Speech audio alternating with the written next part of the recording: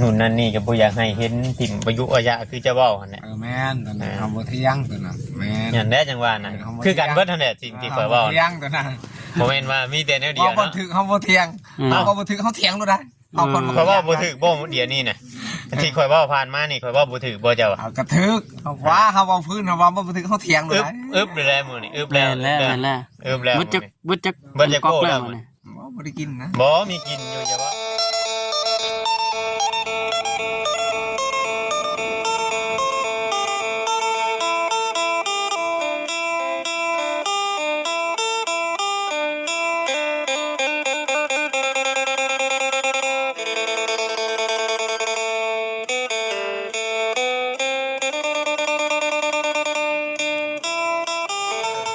พี่น้องทักทายสบายดีเด้อพี่น้องเด้อสบายดีเด้อไอ้มันเก่ง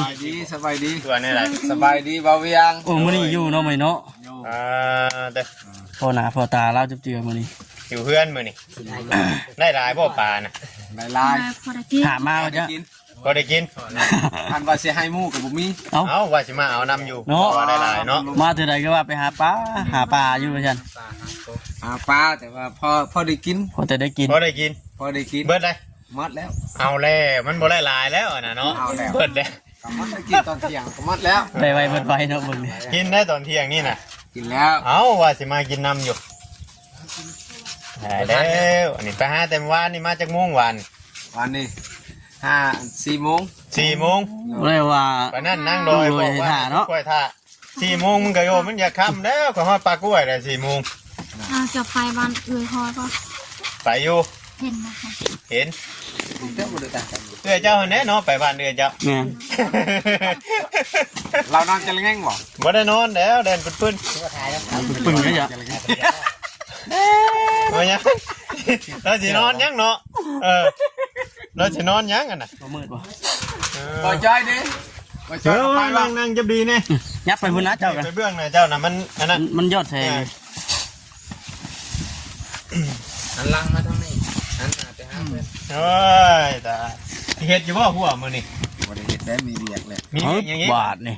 อันเขาเกใหม่ เอ้าเพื่อเขาสิแก้มา โอ้บ่ได้เฮ็ดดอกก่อนสิเกใหม่ ยังบ่ได้มาบ่ได้มา เมื่อยแก่อันนั้นหินก็พอหินแล้ว คนมื้อนี้บ่ คนมื้อนี้แล้ว เมื่อยบ่ชำนั่งกัน อ้อ เบิดเลยบ่บัดนี้ มาแล้ว เบิดเลยบัดนี้ ได้ยินอยู่อันนั้นวิซี่เพิ่นว่าเจ้านายสิทับเขา เ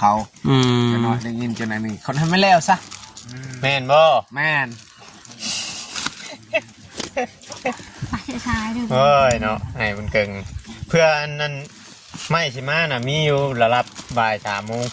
สามโมงเฮาก็ 2 โมง 3 โมงพุ่นแหละ เฮาก็สิรออันแห้งอยู่พุ่นแน่ไปเฮ็ดที่นี่มันมัดแห้งนะ เก็บแห้งไว้ถ่าสิบ่ แห้งอีกแล้วก็เมื่อยแล้วเฮา เก็บแห้งไว้ถ่าสิบ่ เก็บแห้งถ่าก่อน เปลี่ยนบุคลิกใหม่ได้จะไปคิดแบบนั้นมันบ่ได้แบบ ได้ มัน ยังบ่ได้ มันบอกก้าวจะไปเที่ยงไม่เวลาบอกเนี่ยเวลาบอกได้เที่ยงแบบนี้ได้ทีจังบ่มักน่ะคำบอกได้เที่ยงเนี่ยบ่ได้บ่ผ่านโปรแบบ มาผ่านเฮ็ดจังได้ เอาบอกก็ต้องพังความหน่อยเนาะ ขอชื่อว่าในนั้นหันขอชื่อว่าเอาขออันเฮ็ดแห้งตัวนั้นก่อนแล้วเฮาสิแบกมาพี่เด้ จะเอารถเฮาสิมีรถมาที่ไส พุ่น รถอย่างนี้ เอารถแก่ใหม่ อ้าวแบกกับว่าซอยกันกับเพิ่นโมเมนต์บอก ซอยกับไผ ซอยกับเจ้าของใหม่มา เจ้า ส่ง ของ ใหม่ เขาก็เอาลงในหนทางหั่นแล้วเห็นบ่แต่ละเถื่อมีแต่เฮาแบกมาพี่ได้ มันบ่ได้หลายปานใดละว่าใหม่รุ่นนี่ สิมา ว่า ถามน้อง บ่หลาย30 แผ่น จะว่า มืดล้อคนแบกช่วยนะคำเข้ามาไว้น่ะก็ขายเยอะหันเขาแบกซอย แต่มันเฮงดี อัน ใจ แบก เนาะ ซอยเขาจะยกมือ ได้ไหมได้ยัง แต่เก้าเขาบ่ช่วยบ่เจ้าจะเว้าไว้ซั่นเจ้าจะเว้าไว้ซั่น เรื่องซอย คำเพิ่นมาพ่อน่ะเพิ่นนั่นอยู่ดอกกับเพิ่นมาพ่อน่ะคำว่า อยู่ดอกบ่ว่าดอกบ่ซอย นั่นอย่าไปเว้าไว้ซั่นจ้ะอย่าไปเว้ามันบ่งามคำเพิ่นมาพ่อเพิ่นเห็นเฮ็ดแอมเกิงเฮ็ดผู้เดียวยุ่งอยู่เพิ่นต้องช่วยเนาะ ซอยอยู่บ่ว่าดอกบ่ซอยอย่างเขาบ่ได้ว่าแนวใดซอยอยู่ เจ้าว่าคำเพิ่นช่วยสิยกมือชุดหัวว่ะ เนาะ บ่ไว้ซั่นมันนั่นได้ FP ฟังนั่น อ๋อว่าอันหมู่คู่หันว่าสิซอยเฮาหั่น หมู่คู่กะแต่ว่าสมมุติว่าไม่อยู่ทางพุ่นเนาะนี่คือการสมมุติ สมมุติว่าไม่มาแล้วช่างเพิ่นนั่นเพิ่นก็ต้องไปขนมาอยู่แล้วให้มันเกิงจ้างอยู่ใส่ก็คือกันแต่ว่าอยู่แถวๆ อาจ นี้ จะไป นะ ถามเราดู ถามไผ ถามสั่งดูจะสิคนอันเราสิคนบ่ถามดู เอาข่อยบ่ได้คุมงานอยู่นี่คำข่อยคุมงานอยู่นี่น่ะข่อยช่างให้เราขนรถข่อยช่างให้เราแบกรถอันนี้คือว่าข่อยบ่ได้เป็นคนถือ สมมุติเมื่อกี้นี้นะ บ่ได้ระบุงานเนาะ จะเอาเพิ่นว่าจะจ้างคนบ่คนมาทีพีเขาเฮ็ดอยู่พุ่นนี่แหละบ่แล้ว โอ้บอกง่ายไปแท่งก็ได้ครับ แต่อยู่นี่ได้งานเนาะ ผมมีไฟจ้างต่อไปนะ จะไปถาม อย่า ลอง ไป เบิ่ง อย่าอันนั้น จะวันนี้จะถามลองเบิ่งขนาดที่คือกันแต่ว่าซอยหน้าให้บักมันแม่นเขาจ้างอันมันแม่นเขาสิเฮ็ดมันจะ บอ ให้ก่อน เรื่องหินยังว่ามันเป็นอันเป็นคนละสวน เราก็ได้นั่นเนาะเพราะว่าเรื่องหินนี้คือว่ามันอันนั้นอันนี้คือว่าข่อยแนะนำกับว่าเมนข่อยบอกเจ้ากับว่าเมนและให้เจ้าฟัง ปรับปรุงเนาะบัด ปรับปรุงนะ FC เพิ่นกำลังพิจารณาเบิ่งเจ้าหลายเดี๋ยวนี้ไอ้เบิ่งเกิงเนี่ยอะไรมันดีแต่ที่สิ่งที่ข่อยบอกออกมาเจ้าว่าดีบ่คือบ่ดีฮะ เอาบ่จักนำเจ้าแล้ว เอ้าข่อยบอกเจ้าเนาะ อันจะว่าดีข่อยก็ว่าดีคือกันอันจะว่าบ่ดีข่อยก็ว่าบ่ดีคือกัน ข่อยบอกเจ้าได้อันนี้น่ะดีแล้วข่อยจังบอก แม่ ทำดีเจ้าก็ยอมรับเนาะยอมรับเอาให้บ่ข่อยเว้า เขาบ่ได้ให้ อีกทีเป็น แห้งค่อยหัวซ้ำ นั่นแหละบอกอย่าให้อัน ตีชมเขามา นั่นแหละให้เฮาพัฒนาตัวเองขึ้นมาได้หลังจากเฮาเคยอยู่จุดแบบที่เจ้าเคยอยู่ผ่านมาน่ะเพิ่นเฮ็ดให้เจ้าอัพฐานะเจ้าขึ้นมาอีกนิดนึงเนาะอัพขึ้นมาให้มันดีขึ้นมาว่าท่านชายมึงเกิง ดีกว่าแต่ก่อนแล้วเนาะ ตัวดีกว่าแต่ก่อนคือเขาบอกมันแหละสิ่งของหรือว่า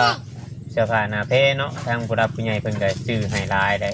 นู่นนั่นนี่ก็บ่อยากให้เห็นติ่มประยุกต์ระยะคือจะเว้าหั่นแหละ แม่นตอนนั้นเฮาบ่เที่ยงตอนนั้นแม่น อย่างแรกจังว่าน่ะคือการเบิดนั่นแหละสิ่งที่ข่อยเว้า เที่ยงตอนนั้น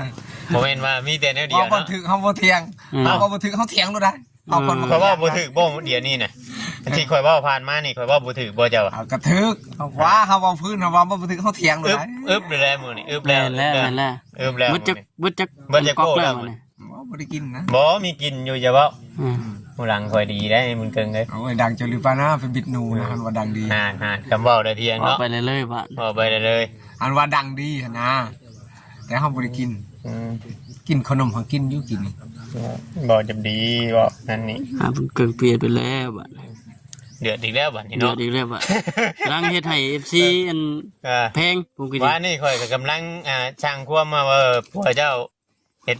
เบียกจะดีอยู่ว่าก ำลังย่อง FC มันกำลังย่องเนาะ ตากผ้าว่ะ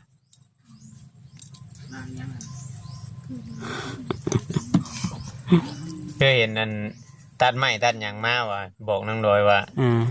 มื้ออื่นสิมาให้ทั่วเด้อว่าเราบ่ได้บอกบ่ บ่ได้ยินบอกบ่ บ่ได้ถามกันบ่อยู่นํกัน ถามอยู่แต่ว่าบ่ได้บอกว่าภายในมาบ่ได้บอกว่าผู้นั้นผู้นี้มาอีก บ่เราบอกว่าคนนั้นคนนี้ว่าบอกว่าเฮ็ดหัวเด้อเฮาบ่ได้บอกมีแต่เฮาอันมื้อเช้านี้เฮาสิแก้หีบหมดเท่านั้น เอาแล้วบ้านแม่นบ่เป็นไปได้ เอา บ่ เจ้าทำดูบ่ซื้อ บ่แล้วก่อนคลิปหน้าก่อนก็สิไปถามเรา ทำดู เราสิว่าแนวใดเนาะ เจ้าทำดูมีแต่เราบอกว่าผู้นั้นมาผู้นี้มา สมมุติว่าเราบอกเด้อซะจะยังไงเด้อ เอาไปบ่ได้ยินเราบอกเขาค่อยถามว่าอันน่ะได้อันเราเว้าเลยบอกบ่ได้เว้านั่นได้หมดเท่านั้นเราถามค่อยถามเรา ชุมมันเรื่องแบบนี้นะบ่หาไผบอกเนาะเฮาเฮ็ดของเฮาเองเนาะ แต่ก็แม่นแต่ว่านี่เฮาอันแกหินแกนั่นก็ เราเก็บแฮงไว้แบกไม้ ไปซั่นบ่ แม่แล้วว่าเราเก็บแฮงไว้แบกไม้หางไม้นะเฮาก่อนเฮาผ่านมานั่นเพิ่นท่านได้เก็บขึ้นฮอดรถเห็นแต่สังกะสี2แผ่นว่าเราปาไว้หิมทางหั่นคือซีเมนต์มานี่ได้สังกะสี2แผ่น สิแม่ อยู่หิมทางเพิ่นท่านเอามาแล้วว่ะ ต้องมาเราบอกว่า เพิ่นท่านได้เก็บพื้นใหม่มีรอกบายพูดแหละกูเก่าพูดแหละ โอ้ไปสิหอดแล้วบัด ตอนนี้เฮาก็มาเดี๋ยวนี้เนาะ ยังบ่ได้เห็นฮอดรถมาสิเก็บไม้เพิ่นยังไปส่งไม้อยู่ทางอื่นผม เราก็มาแล้วเราก็แก่แล้วอันเราก็คนขึ้นแล้วบัดนี้ คำว่าอันนี้คือว่าเวลาเฮาอัน รับปาก FC รับปากว่าสิเฮ็ดเฮาต้องเฮ็ดให้เพิ่นเบิ่งต้องเฮ็ดให้เพิ่นเห็น ยังบ่ทันเฮ็ดเอาไว้แห้งก่อนมื้อเพิ่นตัวนี้มันสิแห้งกว่าเด้ตัวนี้เพื่อจะสิเบรกมาฟรีอีกเด้ ไม่30แผ่นปันคนละ2แผ่นนี่ก็อยากเบิดแล้ว ก็แม่นอยู่ดอก อ้าวมัดเห็นอะไรจ้ะ แม่นเรื่องมัดก็มัดผู้เดียวเฮาแวกก็มัด30เพนแต่มันใช้เวลานานอันหลายคนมันใช้เวลาบ่ได้นาน เนาะพี่น้องไงเนาะ แต่ แป๊บ เรา นึงก็แล้ว ตามธรรมชาติแล้วโอ้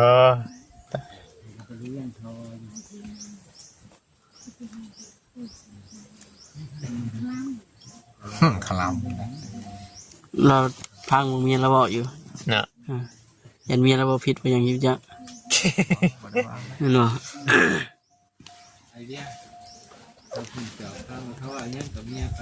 เออทางนี้ก็รอฟัง มีพิรุษนะ ทาง เนาะ นี้มีพิรุษอยู่เหมือน โอ้มันกึ่งคือมีพิรุษแท้บ่เนี่ย บ่ได้มีพิรุธ บ่ คือเก่า คือเก่าบ่ แม่น FC เพิ่นแนมเบิ่งคือบ่คือเก่าแท้ว่าซั่น บ่คือเก่าคือเก่า แบบว่าอันนั่นเนาะ คือเก่ามันซ้ำเก่าหั่นแหละ แม่นบ่คือบ่คือตะกี้แท้ว่าซั่น FC เพิ่นแฮงท่วง ซ้ำเก่าหั่นแล้ว คำบอกคำจาว่าซั่นก็เปลี่ยนไปหลาย บ่ได้เปลี่ยน มันไปเองงั้นมันไปเองมันบ่กึ่ง ฮะ ไปเองมันดิ ไปใช่ คำว่าหอนแล้ว หมอบ่ได้ไปคือเก่าหั่นแล้วความดื่มหั่นแหละ คมลืม บ่ความลืมหั่นแหละว้าวคือเก่าหั่นแหละ อ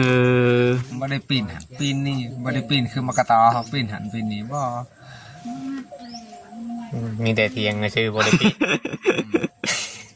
แม่นดอกเจ้าเอา เอาก็แม่นเด้อข่อยบอกนึกว่าเนี่ยมันแม่นเนาะบอกเนี่ยมันแม่นไอ้เกิงเลย เนาะ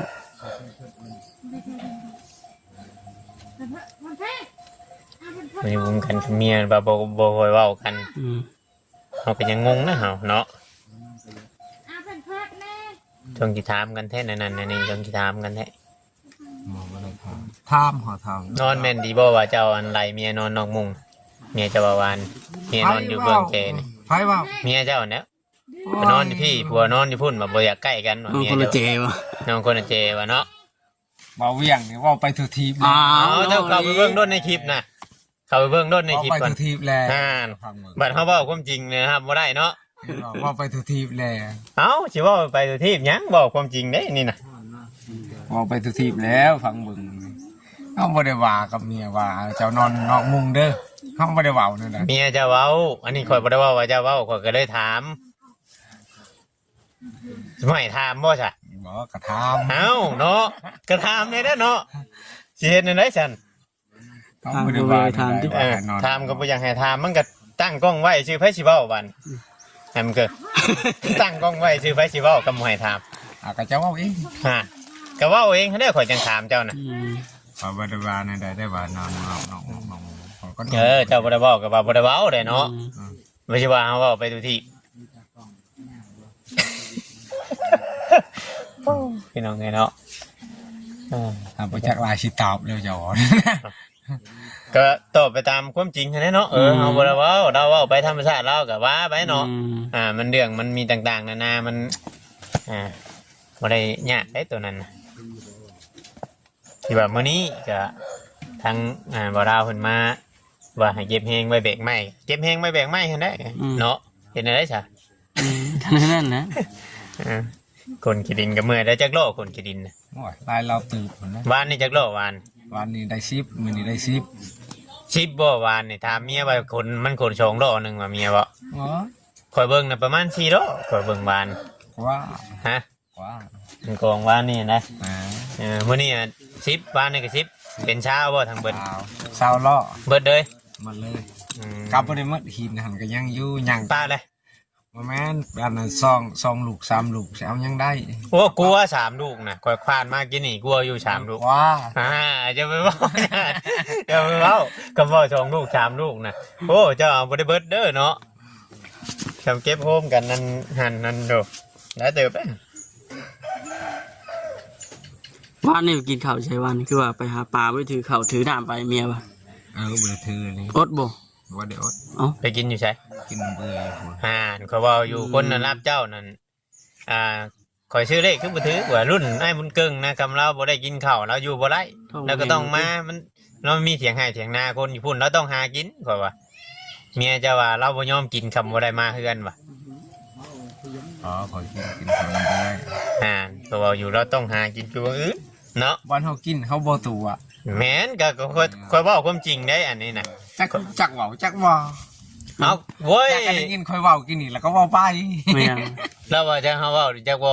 ไปเบิ่งในคลิปน่ะ FC เพิ่นเบิ่งคลิปนี้เพิ่นก็อาจจะเห็นแล้วเพิ่นเบิ่งคลิปเมื่อวานนี่เพิ่นอาจจะเห็นมาถ่ายตอนนี้อ่ะเพิ่นเบิ่งเจ้าคุมื้อก็เบิ่ง เพราะว่าถ้าว่ามีอันสัญญาณอยู่นี่น่ะข่อยสิเปิดให้เจ้าเบิ่งโทรศัพท์ข่อยมี2เครื่องนี่ว่าสิข่อยเว้าหยังนี่ให้เจ้านั่งเบิ่งรถไล่เบิ่งคลิปแต่ละมื้อแต่ละคลิปคำถามมันบ่ได้คือกัน รู้สึกว่าระแวงนี่ละเด่น เขาถามหยังก็แบบปัดไปตลอดเนาะบ่เป็นหยังข่อยถามหยังคือว่าปัดไปตลอด บ่ได้กินหยังบ่ได้กินหยัง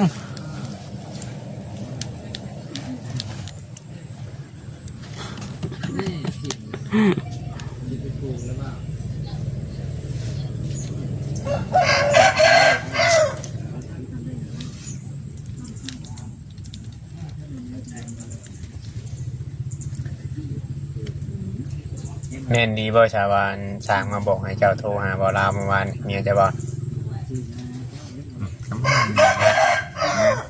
โทรเพิ่นอยากได้เงินบ่ ว่าได้แล้วมันถึงเลย มันถึงเพิ่นอยากได้เบิดเลยบ่คืออยากได้เท่าไหร่ ว่าอยากได้เอาหมดแล้ว เอาเฮือนยังบ่ได้เอาเลยใช่ อ้าวมันก็เรื่องของเจ้าแล้วบ่แล้วก็เป็นมันเจ้ามากกว่าเฮ็ดมื้อนั้นให้มันแล้ว เพิ่นเว้าครั้งนี้จำแนวว่าแม่นกับว่าแม่นแบบนี้เลยเนาะให้ตอบแบบนี้เลยเนาะที่ว่าสิ่งที่คอยให้ตอบน่ะโมแม่นว่าบัดคอยถามออกไปบัดเจ้าเว้าไปทางใหม่มันบ่ได้แบบคำคอยถามแบบนี้เจ้าก็ตอบแบบนี้ก็แค่นี้เลยมันก็พอคุยกันได้ต่อไปเลยนี่อย่างนี้มีแต่ปัดดิ บ่ถามอย่างกับปัดไปทางใหม่ได้เลยโหมันบ่จักฮอดผู้สิถามตั้งกล้องไว้ให้เว้าผู้เดียวไว้เท่านั้นแน่เนาะผมทำนะครับตอบนี่แหละเขาก็ตอบเนี่ยมันแม่นกับแม่นเนี่ยมันแม่นกับแม่นเขาก็ตอบให้มันแม่นเนี่ยมันแม่นเขาก็บ่ตอบเขาก็อยู่เฉย หมดแล้วก็ต้องมีการว่าในนั้นเนาะเฮาบ่แม่นเนาะเป็นว่าในกันแนวบ่แม่นให้ตอบเขาก็บ่ตอบกันแล้วเอาช่างว่าได้บัดบ่แม่นว่าเนี่ยบ่แม่นก็สิว่าให้ตอบว่าแม่นมันก็เป็นไปบ่ได้เด้เนาะบ่ครับจักแนวไหนมันเกิงพี่น้องเลยมีการปะทะเดือดก็มามึงเกิงอะดีคลิปนี้เนาะที่กล่าวคือมันเป็นนี่นะพี่ดราม่าแห้งโดดพี่น้องเนาะในอะไรกับพี่ต้องดราม่าพี่ตำหนิดราม่ายังหนักเลยเนี่ยเราต้องฉันกินข้าวเที่ยงกูจะแค่กินข้าวเที่ยงเราหิวข้าวจะหมอบอกว่ากินแล้วจะไปหิวข้าวในซูนดิจังหน่อยจูไพ่ให้ข่อยในเด้อจังหน่อยข่อยสิปิงปลาจุกให้อยู่ดอกข่อยซื้อปลามาโลนึงซื้อมาปิ้งว่าสิมาปิ้งกินกันนี่แล้ววะมีบ่ทานมีติพื้นมาจูอยู่โฮมกกโลนี่แล้วได้นี่เจลก็มีอยู่แล้วเจลซื้อปลามาจะว่าเน่าแล้วบ่ยักวะปลาเซ่นะซื้อมา30 โลตัวนึง30ปลายังจะไรมาวานปลาข้าวเอายังไปใส่เอาให้ตึกให้เอาเฮมาจะใช่ปะ